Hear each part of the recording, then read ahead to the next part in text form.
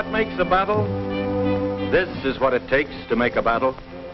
These are American supplies out of the factories, foundries, mines, harvested from the soil, pouring in from all sections, all states, from the east, from the south, from the Midwest and the West. Supplies, equipment, weapons, made with one purpose and one purpose only. These are the factors of war, the backbone of battle. Take them away, destroy them, diminish them in number or quality, fail to replace them in time, and first the soldier and then the nation faces defeat, destruction, and death. Without them, no battle is possible.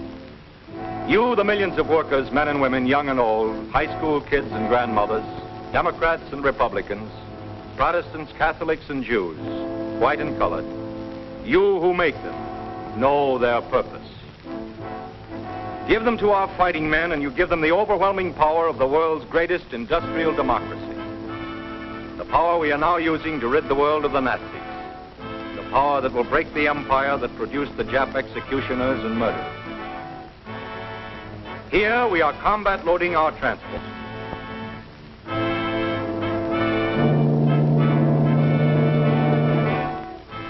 American sea power, probably the greatest naval force ever assembled, heads for our first land penetration of Japanese territory, the Marshall Islands, center gate in Jap Fortress Pacific. Timed with new blows at northern Paramashiru and southern Rabaul, the invasion of the 32 Marshall Atolls stands as a masterpiece of amphibious strategy. For 75 days, our land and sea-based bombers blasted the outer islands. This was the first battle mission for many of these aircraft carriers, but our later tactics depended on their softening blows. This was the first round in a finished fight.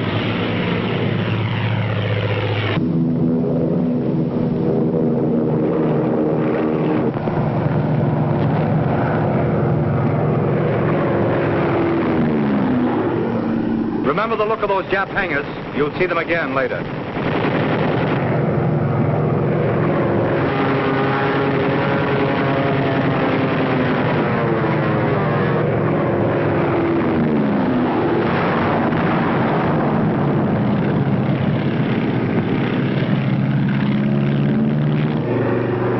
The Japs sent up planes trying to drive us off, but the attempt ended in spectacular suicide.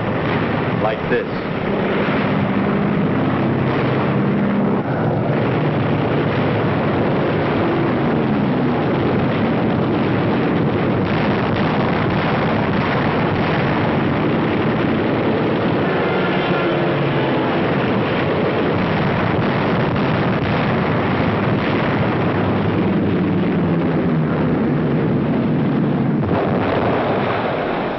This bombardment led the Japs to expect our attack on the fringe of the Marshalls. But our blow was struck at the very center, the Kwajalein Atoll. We struck at both ends of the 70-mile atoll simultaneously. While the 7th Infantry headed for the main island of Kwajalein in the south, here in the north, the 4th Marines prepared to invade Roy and Namur. The battle wagons blasted Roy and Namur with 5,000 tons of anger. Twice as much as Berlin was getting at just about the same time.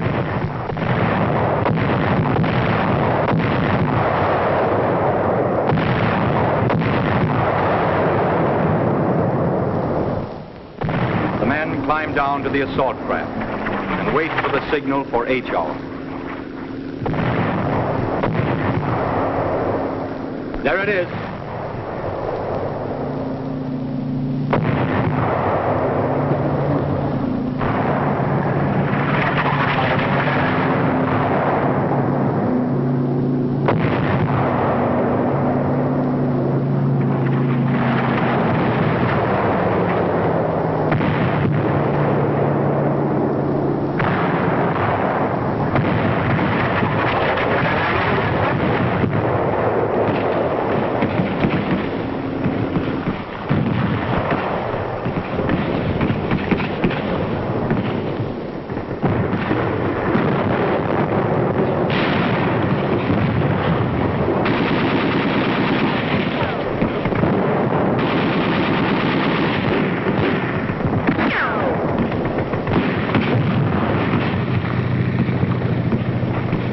communication post, coordinating the battles on land, sea, and air.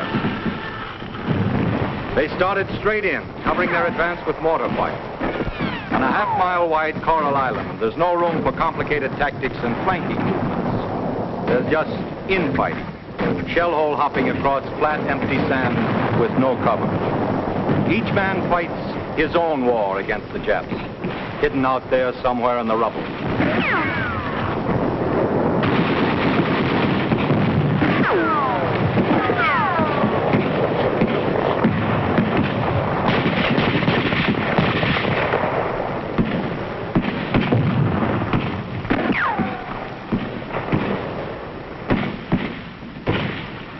From the start, the jig was obviously up for the Japs on Roy. Germans would have quit right away, but Japs are Japs. They crept behind wreckage and took pot shots at us. They dug into the ground like rats. It was a matter of finding out where they were hiding and blowing them apart with bangalores and grenades. There they go, to their Jap ancestors. The complete job on Roy took 5½ hours. The stuff you see here and the stuff you're going to see was brand new, secretly assembled in depots for this particular battle. It was new because the older stuff gets used up, burnt up, or worn out. Because the faster we move, the more stuff we need.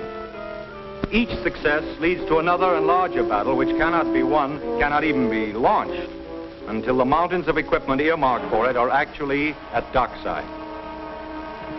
While the Marines were organizing their supply dumps here at Roy and Namur, the 7th Infantry were riding in for the kill 50 miles south at Kwajalein. Kwajalein was a bigger island than Roy or Namur, more powerfully defended. It was harder for our planes and naval guns to level it completely, easier for the Japs to hang on. Before the direct assault, our tactics were to flank Kwajalein. We landed artillery on the 2 small islands on either side and blasted at close range. We brought artillery shells ashore.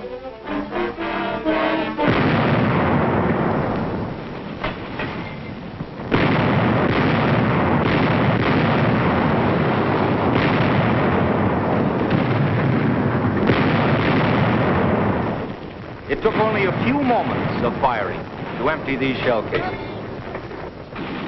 In 60 seconds after the barrage was lifted, the infantry hit the beach at Kwajalein.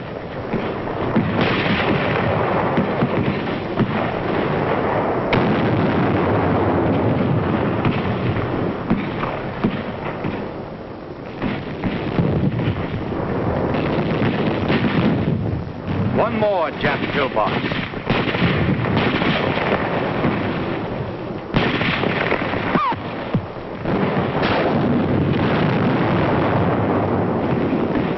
Sometimes they'd go crazy, try making a break for nowhere, like that.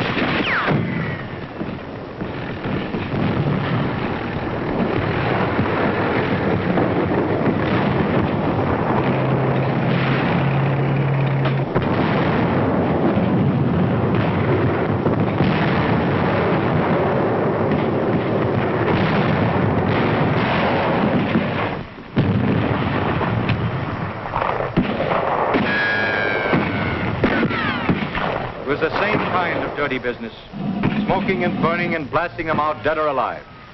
Only it was tougher. Out of 10,000 Japs, only 264 surrendered. When they did, they came out dazed and shaking.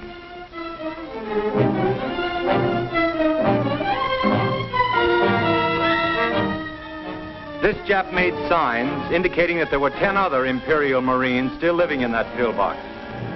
You can't blame them much for not believing what the loudspeaker was telling them, that we treat them fairly under the rules of the Geneva Convention. The guy was nuts enough to believe that Japan was going to dictate peace in the White House. You'd hardly expect him to believe the truth when he heard it, or even when he saw it, as we fixed up the wounded. These sullen human beings were in terror that they'd receive the same fate they had given our boys at Bataan. Instead, we gave them cigarettes, food, and water. Soft, huh? The record shows who's soft. We just happen to be civilized. That's the difference. We told you to remember those hangars. This is what it took to make a battle. Burned, twisted, broken equipment. Stuff made for battle and destroyed in battle. You've got to be able to lose it. Lose it all. Make it all again. Keep on making it, no matter what. For that last battle. That final battle. Jap pillboxes, 5 feet of concrete. It took 16 inches of American firepower to let the air in. Anti-aircraft guns, gun mounts, shore guns. Radio tower that flashed a last message to Tokyo that came too late. And this also is what it took to make a battle.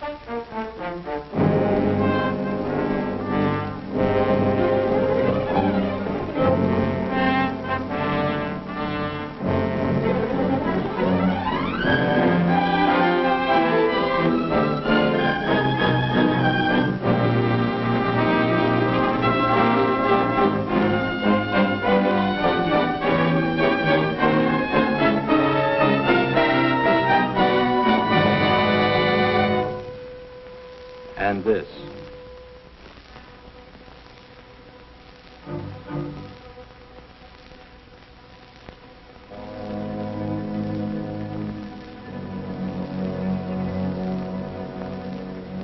And this. And this.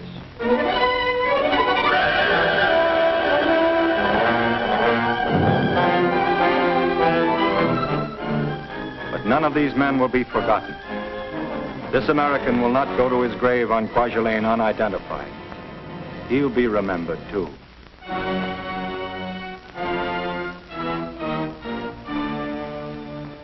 The brave Marines and soldiers who fell here have comrades who will never forget, nor let the murderers in Tokyo forget. Yes, there'll be more battles, harder and fiercer battles, until all these honored dead are avenged with a terrible justice. And from home, from the millions who make the stuff of battles, must come the power for this justice.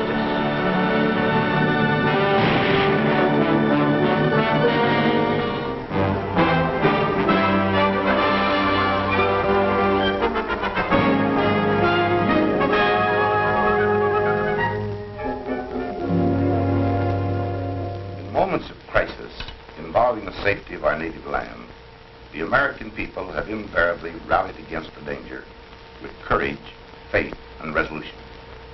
For the past 2 years, we have been in one of these moments of crisis, perhaps the greatest in our history. On the battlefield and on the home front, men and women are daily making great sacrifices so that freedom and our way of life may be preserved. There is now in progress the 5th War Loan Drive to raise money so as to ensure that this conflict will be brought to the speediest possible conclusion and with the least loss in lives. Complete success in that drive will meet the acclaim of the forces in the field and will be renewed proof that all Americans are one solid phalanx of determination in this great war. All of us profoundly trust that soon the world may be restored to a just peace.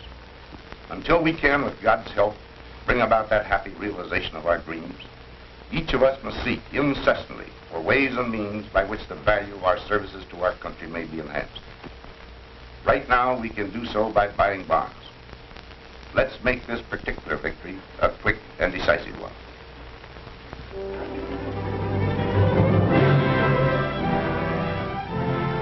Back the attack. Buy more than before.